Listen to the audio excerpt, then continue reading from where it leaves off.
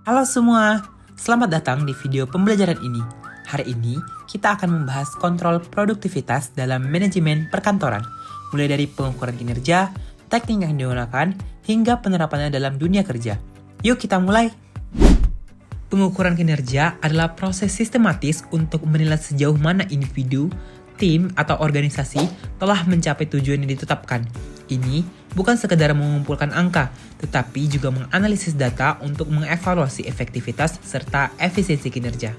Tujuan utama pengukuran kinerja meliputi menilai pencapaian strategi organisasi, meningkatkan efisiensi dan efektivitas kerja, mengidentifikasi kelemahan dan peluang perbaikan, meningkatkan motivasi karyawan, dan memfasilitasi komunikasi internal serta mendukung pengembangan karyawan. Lalu, teknik pengukuran kinerja. Teknik pengukuran kinerja secara umum terbagi dua. Yang pertama yaitu metode kuantitatif, melibatkan pengukuran yang dapat diukur secara numerik seperti produktivitas output per input, efisiensi penggunaan sumber daya, profitabilitas atau keuntungan, dan waktu penyelesaian tugas. Lalu, metode kualitatif, melibatkan penilaian subjektif seperti kepuasan pelanggan, kualitas layanan, moral karyawan, umpan balik dari pemangku kepentingan. Nah, ada beberapa teknik utama dalam pengukuran kinerja yang sering digunakan dalam perusahaan maupun organisasi, yaitu Balance Scorecard, Key Performance Indicator, dan Lean Six Sigma. Mari kita bahas satu persatu. Balance Scorecard atau BSC adalah sebuah alat manajemen strategis yang digunakan untuk mengukur dan mengevaluasi kinerja perusahaan berdasarkan 4 perspektif.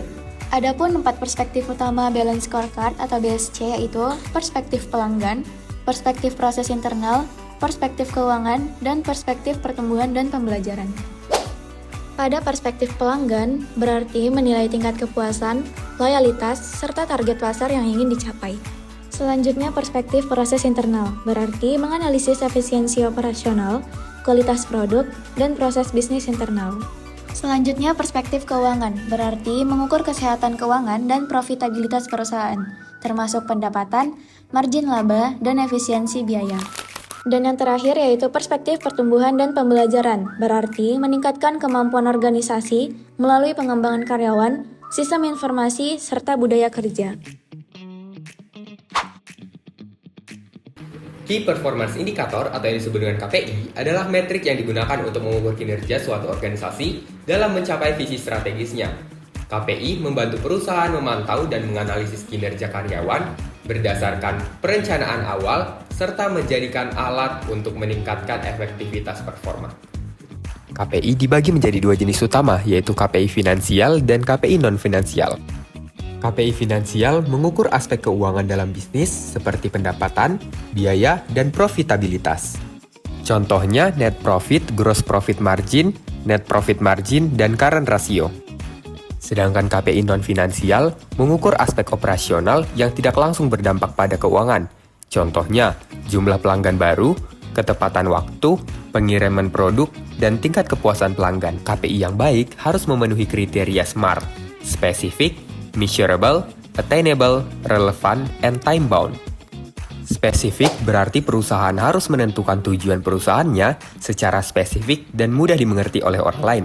Measurable berarti perusahaan harus bisa mengukur pencapaian tujuan tersebut. Attainable berarti perusahaan harus bisa memastikan tujuannya bisa dicapai dengan baik secara masuk akal. Relevan berarti perusahaan harus memastikan tujuan tersebut sesuai dan relevan dengan perusahaan.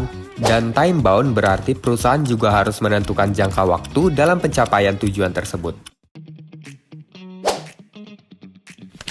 Lean Six Sigma adalah metodologi manajemen yang mengkombinasikan pendekatan Lean dan Six Sigma untuk meningkatkan efisiensi dan kualitas dalam suatu perusahaan ataupun organisasi.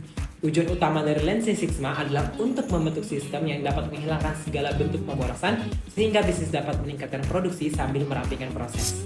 Lean Six Sigma berfokus pada pengurangan dan penghapusan 8 jenis pemborosan atau bisa disingkat downtime, defect atau cacat, overproduction, produksi berlebih, waiting, menunggu, non-utilized talent, bakat yang tidak dimanfaatkan, transportation, inventory, motion, dan extra processing. Lalu, konsep utama dalam Lean Six Sigma adalah DMAIC, Define, Measure, Analyze, Improve, dan Control. Define atau menentukan yaitu mengidentifikasi masalah, tujuan proyek, dan ruang lingkup proyek. Measure atau mengukur yaitu mengumpulkan data untuk memahami kinerja proses saat ini dan menetapkan baseline. Analyze yaitu menganalisis data untuk mengidentifikasi akar penyebab masalah dan inefisiensi. Selanjutnya yaitu improve, mengembangkan dan mengimplementasikan solusi untuk memperbaiki proses.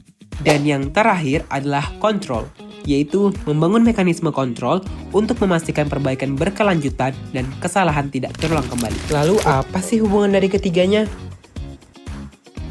Bayangkan sebuah perusahaan ingin menjadi toko roti terbaik di kota. Balance scorecard diibaratkan seperti peta jalan. Peta ini menunjukkan arah yang ingin dituju toko roti, yaitu menjadi yang terbaik. Peta ini juga menunjukkan hal-hal penting yang perlu diperhatikan, seperti apakah pelanggan suka roti kita, apakah kita untung, apakah cara kita membuat roti sudah baik, dan apakah karyawan kita senang dan terus belajar. Lalu, Key Performance Indicator diibaratkan seperti alat ukur di mobil. Alat ini menunjukkan seberapa dekat kita dengan tujuan. Misalnya, berapa banyak pelanggan yang memberi nilai bagus untuk roti kita. Contohnya, 90% pelanggan puas. Lalu, berapa banyak roti yang kita jual setiap hari, dan berapa lama waktu yang dibutuhkan untuk membuat satu roti. Yang terakhir yaitu Lean Six Sigma. Lean Six Sigma diibaratkan seperti bengkel mobil. Jika alat ukur menunjukkan adanya masalah seperti banyak pelanggan yang tidak puas, kita bawa mobil ke bengkel. Di bengkel, kita mencari tahu apa yang salah. Misalnya, kenapa roti kurang enak? Lalu, memperbaiki masalahnya. Misalnya, mengubah resep atau cara membuat roti. Dan memastikan masalah tidak terjadi lagi. Jadi, secara sederhana, BSC memberitahu kita kemana kita mau pergi. KPI memberitahu kita seberapa jauh kita sudah sampai. Dan Lean Six Sigma memberitahu kita bagaimana cara agar kita sampai lebih cepat dan lebih baik. Dengan menggunakan ketiga hal ini bersama-sama, toko roti bisa memastikan mereka benar-benar menjadi yang terbaik. Dengan menerapkan teknik pengukuran kinerja seperti Balance Scorecard, KPI, dan Lean Six Sigma, organisasi dapat meningkatkan efisiensi, efektivitas, serta kepuasan pelanggan dan karyawan. Semoga pembelajaran ini bermanfaat untuk kalian semua. Sampai jumpa di video berikutnya.